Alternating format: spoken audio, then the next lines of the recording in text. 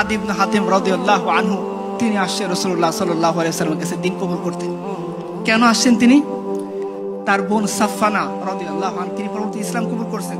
তিনি যুদ্ধবন্দী হিসেবে রাসূলুল্লাহ সাল্লাল্লাহু আলাইহি ওয়াসাল্লাম ধরা পড়ছিলেন। তো রাসূলুল্লাহ সাল্লাল্লাহু আলাইহি ওয়াসাল্লাম আদি ইবনে হাতিমের বোন, শত্রুপক্ষের নারী, চিন্তা করেন এখান থেকে একটা ঘটনা আমি আপনাদেরকে বলবো। শত্রুপক্ষের নারী ধরা পড়ছে, রাসূলুল্লাহ সাল্লাল্লাহু আলাইহি ওয়াসাল্লামের কাছে নিয়ে আসা হয়েছে। আল্লাহ রাসূল তাকে মসজিদের ওই পাশে একটা কামরায় ওইদেরকে থাকতে দিয়েছেন। সাফফানা যখনই রাসূল সাল্লাল্লাহু আলাইহি ওয়াসাল্লাম তার সামনে দিয়ে যায়, তিনি রাসূলের কাছে কিছু বলতে চান, তিনি রাসূল দ্রুত চলে যান। এরকম 2-3 দিন পরে সাফফানা বলেছেন, ইয়া রাসূলুল্লাহ আমাকে আমার ভাইয়ের কাছে ফেরত পাঠান। তখন রাসূলুল্লাহ সাল্লাল্লাহু আলাইহি ওয়াসাল্লাম বলতেছেন, হে তুমি কে? বলতেছে আমি আদি ইবনে হাতিমের বোন, হাতিম তাইর কন্যা সাফফানা। তখন রাসূলুল্লাহ সাল্লাল্লাহু আলাইহি ওয়াসাল্লাম বলছে, দেখো তুমি তাড়াহুড়া করো না, তুমি তোমার একজন যাওয়ার জন্য গাইড খুঁজো, বিশ্বস্ত গাইড যদি পেয়ে যাও তখন আমাকে জানাবা, আমি তোমাকে তোমার ভাইয়ের কাছে পৌঁছানোর জন্য ব্যবস্থা করে দিব। রাসূলুল্লাহ সাল্লাল্লাহু আলাইহি ওয়াসাল্লাম এই যখন এই মহানুভবতা দেখাইলেন এবং তার জন্য ওই তার ভাইয়ের কাছে যাওয়ার জন্য যখন একটা গাইড পাওয়া গেল, তখন সে আল্লাহর রাসূলের কাছে এসে বলতেছেন, ইয়া রাসূলুল্লাহ গাইড ম্যানেজ হয়ে গেছে, আমার ভাইয়ের লোকেশন ট্রেস হয়ে গেছে, আমাকে এখন যাওয়ার জন্য আপনি অনুমতি দিয়ে দেন। রাসূলুল্লাহ সাল্লাল্লাহু আলাইহি ওয়াসাল্লাম এই যুদ্ধবন্দী নারীকে যাওয়ার জন্য পাথেও দিয়েছেন, নিজের চাদর মুবারক খুলে বলছেন, যাও সাফফানা তোমার ভাইয়ের কাছে চলে যাও। আজকে দেখেন পশ্চিম আমাদেরকে জীবন ব্যবস্থা দেয়, এই জীবন ব্যবস্থা আমাদের বোন আফিয়া সিদ্দিকীকে কত হাজারবার ধর্ষণ করে। এই তো পশ্চিমের জীবন ব্যবস্থা। যান সেই পশ্চিমের সামনে মাথা টেকেন, আমরা আল্লাহর সামনে মাথা টেকাবো। আপনারা সেই জীবন ব্যবস্থা নিয়ে সন্তুষ্ট থাকেন যে জীবন ব্যবস্থা আমাদের বোন আফিয়া সিদ্দিকাকে কয়েক হাজারবার ধর্ষণ করে তাকে প্রস্তাব দিয়েছে। তার বোনের ঘটনা আমি বাড়িয়ে কোনো কথা বলতেছি না, তাকে বলা হয়েছে যে তোমাকে ছেড়ে দেব, যাও কুরআনের সামনে পা দিয়ে যাও। আফিয়া বলছেন যে না আমি এটা করতে পারবো না।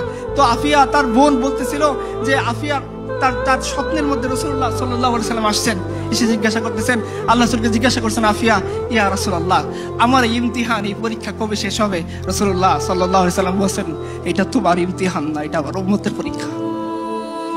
सितारों से आगे जहान और भी है, अभी इश्क के इम्तिहान और भी है, शाहीन है तू परवेज से काम तेरा तेरे सामने आसमां और भी है। মুসলিম উম্মাহ তিনি বলছিলেন, তখন যখন আমেরিকার ফৌজিরা তাকে জিজ্ঞাসা করে, তিনি একটা অভিমান করে কথা বলছেন যে আমি এভাবে কুরআনের উপর পা দিয়ে যাব না, আমাকে সারানোর জন্য মোহাম্মদ বিন কাসেম আসবে। প্রত্যেকদিন আমেরিকার সৈন্যরা তাকে জিজ্ঞাসা করে মোহাম্মদ বিন কাসেম আসবে।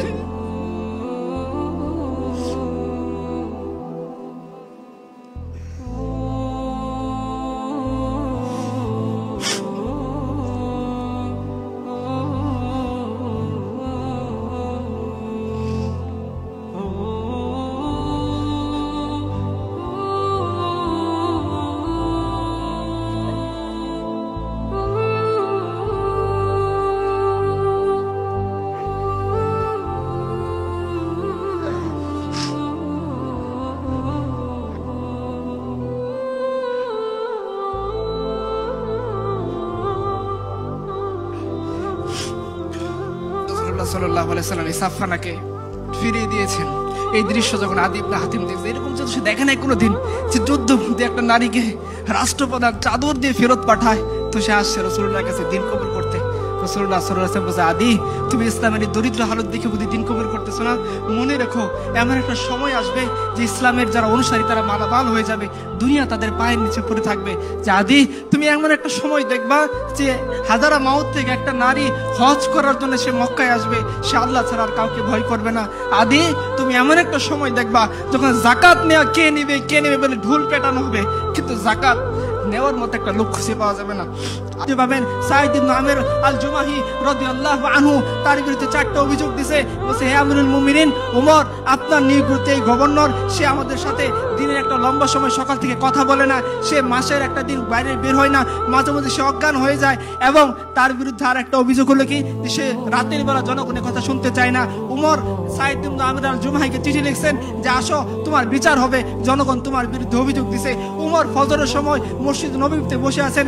সাঈদ ইবনে আমির আল জুমাহি তার যে পুতলা ছিল সেই পুতলাটাকে কাঁধের উপর বেঁধে তিনি মসজিদ নববীর মিম্বর দরজা দিয়ে ঢুকতেছেন, উমর বলতেছেন আমার চোখ কি ধোঁকা খাইতেছে, এই কে সাইদ ইবনে আমর আল জুমাহি যে হিমসের গভর্নর, তার বাহন কোথায়, তার সে রাজকীয় ভাব কোথায়? সাইদ ইবনে আমর আল জুমাহি উমরের সামনে হাজিরা দিয়ে বলতেছেন, হে আমিরুল মুমিনিন, যে বাহন আপনি দিয়েছেন সেটা রাষ্ট্রীয় কাজের জন্য, সরকারি কাজের জন্য, এখন বেসরকারি হিসেবে আমাকে তলব করেছেন। আমি সাইদ ইবনে আমর আল জুমাহি হিমস থেকে হেঁটে আপনার কাছে বিচার আদালতের সামনে দাঁড়ানোর জন্য আসছি। পুটলা কেন নিয়ে আসতো? বলছে আমি জানি না, আপনি আমাকে আটকে রাখবেন নাকি আমাকে বহিষ্কার করবেন, আমার তো সম্পদ ছিল, এই পুটলার মধ্যে বেঁধে নিয়ে আসছি। উমর জিজ্ঞাসা করতেছেন, বলো তোমার বিরুদ্ধে অভিযোগ, তুমি সকাল থেকে লম্বা সময় দেখা করো না মানুষের সামনে। বলছে হ্যাঁ আমিরুল মুমিনিন, আমার ঘরে কাজ করে দেওয়ার মতো কোনো লোক নেই যে আমার কাজে সহযোগিতা করবে। সকাল থেকে ফজরের পরে ইশরাক করার পর কিছু সময় আমি সারাদিনের রান্না বান্না যা আছে সবকিছু নিজে করি, এরপরে বের হই, এই জন্য তারা আমাকে দেখার জন্য সময় মিলাইতে পারে না। বলছে মাসে যে একদিন লেট করে আসো, জুমার জন্য লেট হয়। বলছে হ্যাঁ আমিরুল মুমিনিন, আমার একটা মাত্র কাপড়, এই কাপড়কে মাসের একটা দিন আমি ধুই, যেদিন ধুই শুকাইতে দেরি হয়, এই জন্য বের হইতে দেরি হয়। বলছে রাতের বেলা কেন মানুষকে সাক্ষাৎ দিতে চাও না? বলছে হে আমিরুল মুমিনিন, দিনের বেলা আপনার যে দায়িত্ব সেটা আমি পালন করি, আর রাতটুকু আমি আমার রবকে দেই। বলছে হে তুমি যে মাঝে মাঝে অজ্ঞান হয়ে যাও, তোমার কি মৃগের রোগী আছে? বলছে না না না, আমার মৃগের রোগ নাই।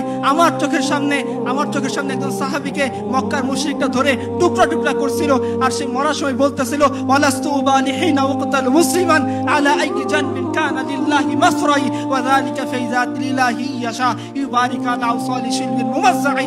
আমার চোখের সামনে তাকে টুকরা টুকরা করা হয়েছে, তাকে শরীরের উপর চড়ে দেওয়া হয়েছে, কিন্তু আমি কিছু করতে পারিনি। যখন এই দৃশ্য আমার মনে আসে আমি বেহুশ হয়ে যাই। এই হচ্ছে আমার অবজেকশন। দেখেন আপনারা এই ধরনের রাষ্ট্রপ্রধান চান না ওই ধরনের রাষ্ট্রপ্রধান চান যারা মানুষের উপর জুলুম করে, মানুষের উপর অত্যাচার করে, মানুষের সম্পদ লুণ্ঠন করে, মানুষের জনজীবনকে বিপর্যস্ত করে, নাকি ওরা যারা নিজেদের হাতে সংবিধান প্রণয়ন করে বলে দেয় যে তাদেরকে কখনোই বিচারের কাঠগড়ায় আনা যাবে না? আমি শেষ করে দিচ্ছি।